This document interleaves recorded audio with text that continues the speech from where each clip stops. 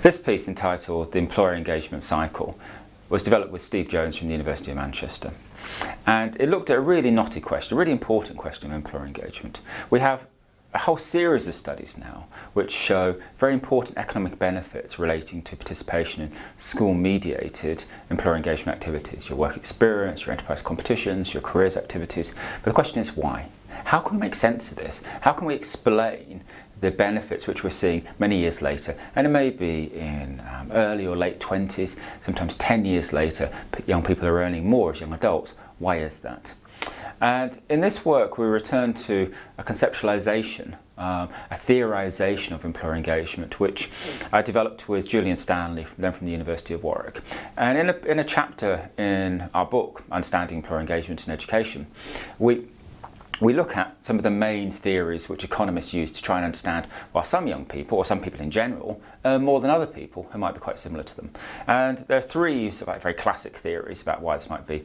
It might relate to somebody's human capital, their social capital, or their cultural capital. And we can best understand human capital by thinking about what you actually know. And how is that captured in terms of qualifications? What are the knowledge and skills which you have?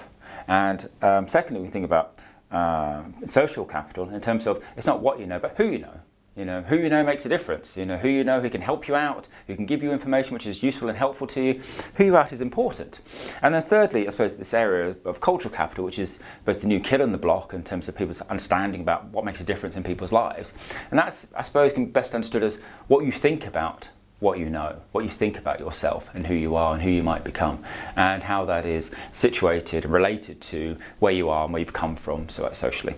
So we looked at these three different areas, the human capital, social capital and culture capital.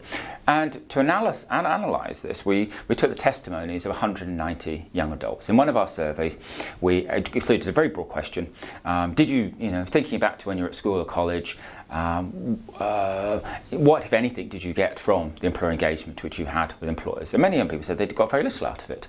But those who did say they got something out of it, we could map them against the human, the social, the cultural capital. So if they gave us the examples of I got employability skills, or it taught me something new, or I met somebody who was new and useful to me, we could say this is an example of improved human capital, improved social capital. And what we find is that actually there's very limited human capital being accumulated by the young adults as they reflect back on what they had. Much more it's the social capital. They talk about the authentic insights, useful information which comes from people who they meet. They talk about people who are able to give them access to opportunities, and it's all through the interrelationships which come from the experience.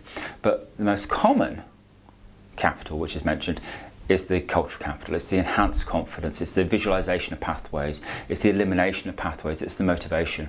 And what we see is this is a cycle. We see the way that young people come into their employer engagement experiences relates to their preceding levels of human, social and cultural capital, and they are influenced themselves as they go through this process. But it's the authentic interactions which leads to the changing the way that young people think about themselves and their navigation ultimately through the education system into employment.